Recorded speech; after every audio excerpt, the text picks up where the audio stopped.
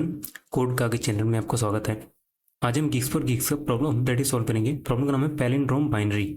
तो प्रॉब्लम समझ लेते हैं पहले। तो हमें एक नंबर दिया है n, हमें फाइंड करना है कि उसका बाइनरी रिप्रेजेंटेशन एक पैलिंड्रोम है कि नहीं। ठीक है, अगर पैलिंड्रोम है तो रिटर्न करना है 1, नहीं तो रिटर्न करना है 0। तो समझते हैं कैसे सॉल्व करेंगे। इसको हम दो अप्रोच से देखेंगे। एक में क्या होगा कि बिल्ट इन फंक्शन का यूज करेंगे, एक में बिना बिल्ट इन फंक्शन के यूज करके करेंगे। ठीक है, एक एक करके दोनों देखते हैं। ठीक है, फर्स्ट अप्रोच देखते हैं। तो इसमें हम क्या करेंगे, हमें एन दे रखा है ना, तो हम क्या करेंगे उस एन का जो बाइनरी रिप्रेजेंटेशन होगा स्ट्रिंग फॉर्म में वो फाइंड कर लेंगे। उसके लिए हमें एक बिल्ट इन मेथड होता है, क्या होता है, long dot to binary string. ठीक है, इसको हम पास कर देंगे एन, हमारा एन दे रखा है लॉन्ग में, तो उसको हम पास कर देंगे तो ये रिटर्न करता है एक स्ट्रिंग रिटर्न करेगा बाइनरी फॉर्म में। ठीक है, जैसे अगर एन हमें दे रखा है कोई भी एन, तो उसका बाइनरी रिप्रेजेंटेशन मिल जाएगा। जैसे मान लो एन इक्वल्स टू 17। ठीक है, इसका बाइनरी क्या होगा, इसका बाइनरी होगा 1 0 0 0 1। ठीक है, ये हमें ये रिटर्न कर देगा ये स्ट्रिंग फॉर्म में। तो अब हम क्या करेंगे, हम दो पॉइंटर्स लेंगे आई और जे। आई होगा यहाँ पे और जे होगा यहाँ पे। ठीक है, आई और जे दो पॉइंट ले लेंगे। अब एक एक करके दोनों कंपेयर करते जाएंगे। पहले आई पे जो पॉइंट कर रहा है ये 1 और ये 1, क्योंकि हमें बाइनरी में क्या होगा, सॉरी पैलिंड्रोम में क्या होता है, दोनों सीधे और अपोजिट दोनों सेम होने चाहिए। तो वही हम कंपेयर करेंगे टू पॉइंटर से। अगर ये दोनों इक्वल हैं, ठीक है, आगे बढ़ो, आई और जे आगे आगे बढ़ेंगे। आई एक स्टेप आगे बढ़ेगा, जे एक स्टेप आगे बढ़ेगा, मतलब पीछे बढ़ेगा यहाँ। अब फिर देखेंगे क्या दोनों सेम नंबर को पॉइंट कर रहे हैं, 0 0। ठीक है, फिर ये दोनों आगे बढ़ेंगे। किसी पॉइंट पे अगर मिलता है कि दोनों इक्वल नहीं है तो रिटर्न कर देंगे 0 की पैलिंड्रोम नहीं है। जब तक दोनों क्रॉस नहीं कर जाते तब तक अगर इक्वल मिल रहा है सब कुछ तो रिटर्न कर देंगे 1।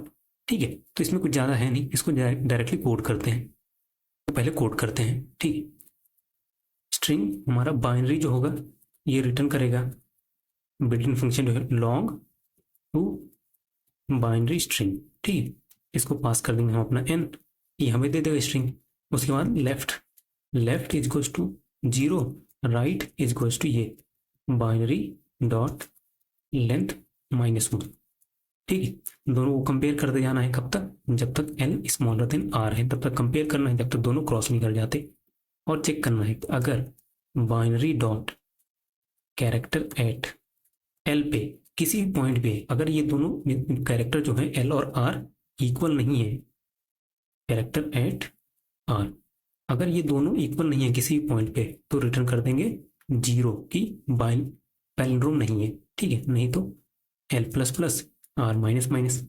ठीक है, और एट दी एंड कभी 0 रिटर्न नहीं हुआ तो मतलब 1 रिटर्न करना है। ठीक है, सबमिट करते हैं, ये सबमिट हो गया। ठीक है, अब दूसरा अप्रोच देखते हैं। ठीक है, अप्रोच 2। ठीक है, सेकेंड अप्रोच देखते हैं। तो सेकेंड अप्रोच में हम ये बिल्ट इन फंक्शन का यूज करके स्ट्रिंग फॉर्म में नहीं करेंगे। ठीक है, हम क्या करेंगे, हम बिट मैनिपुलेशन का यूज करेंगे। क्या करेंगे उसमें, हम ये जो बाइनरी हमें दे रखा है इसको हम रिवर्स करेंगे, फिर कंपेयर करेंगे रिवर्स और ये ओरिजिनल, क्या दोनों इक्वल है। अगर इक्वल है तो पैलिंड्रोम है, नहीं तो नहीं है। हमें ये रिवर्स करना है। देखो एन इज इक्वल टू क्या दिया है, 17 दिया है, इसका बाइनरी क्या है 1 0 0 1। ठीक है, तो इसको हमें रिवर्स करना है ना। तो रिवर्स करने के लिए हमें क्या चाहिए, हमें लास्ट बिट चाहिए हर बार, क्योंकि हम जब रिवर्स करेंगे सबसे पहले लास्ट वाला बिट चाहिए, उसके बाद ये चाहिए, फिर ये चाहिए, है ना। तो उल्टा फॉर्म में चाहिए हमें सारे बिट।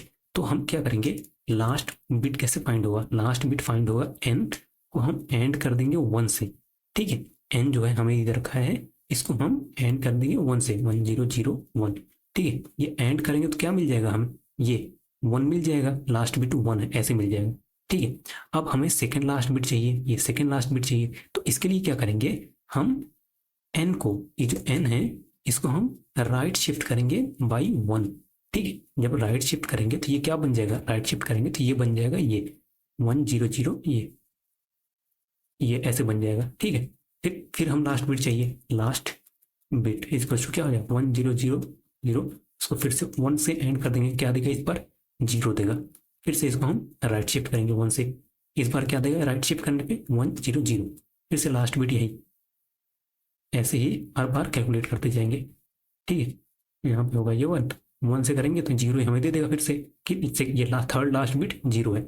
ऐसे ऐसे करते करते हम क्या करेंगे, हम हर बार लास्ट बिट फाइंड करते जाएंगे और एन को राइट शिफ्ट करते जाएंगे, एक एक करके हमें लास्ट बिट मिलता जाएगा।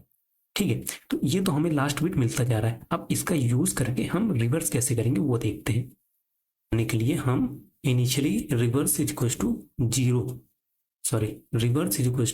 0 ऐसे मान लेंगे।